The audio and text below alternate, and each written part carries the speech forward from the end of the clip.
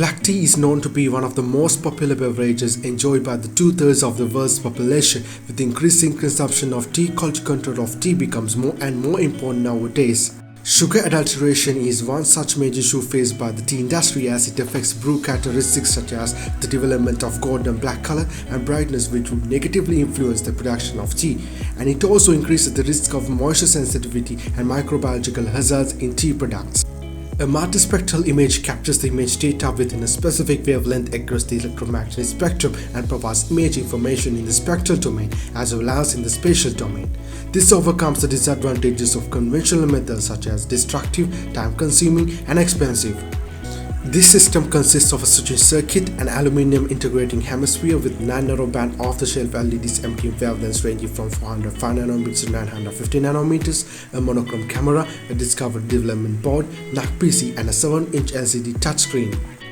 Sample preparation. First, confiscated tea samples of 6 different sugar adulteration levels were collected from Sri Lankan tea board. These adulteration levels were quantified by high-performance liquid chromatography. Then each sample was further divided into 10 subsamples. After that, 2 images were captured from each subsample.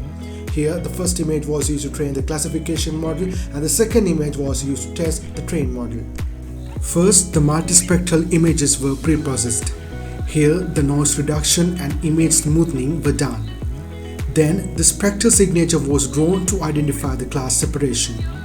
Since class separation was low, principal component analysis and Fisher's discriminant analysis were applied to the data set. In PCA, the dimensionality of the training samples was reduced from 9 to 3. Hence, the original dataset is projected into a new subspace using the eigenvectors corresponding to the highest eigenvalues in the covariance matrix. In FDA, the original dataset is projected into a new subspace, maximizing the distance between projected class means and minimizing the within-class variances by using the first 3 principal components. Then the data just after filtering, which is the original data, and PCA and FDA applied data, were used to train a k-nearest neighbor classification model. In k-nearest neighbors, class of a given data point is identified using the classes of the nearest neighbors. Since the model accuracy was around 50%, the support vector machine model was trained.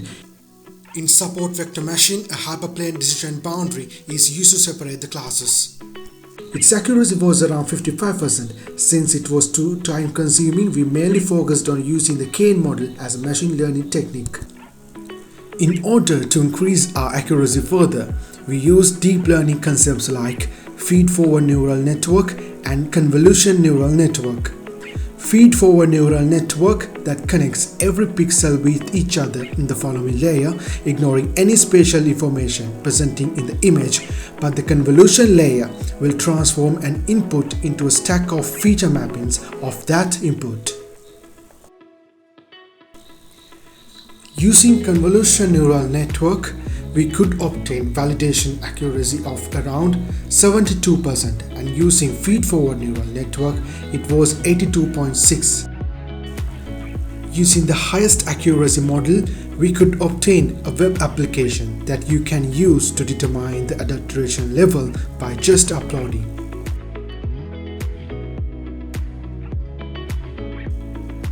Our future scope is to consider the type of tea, grade, and all other conditions in a factory environment and redo the analysis with a chemical validation. Such a system will provide the tea authorities, researchers, and consumers the capability of identifying the quality of black tea within a few seconds and implement necessary actions.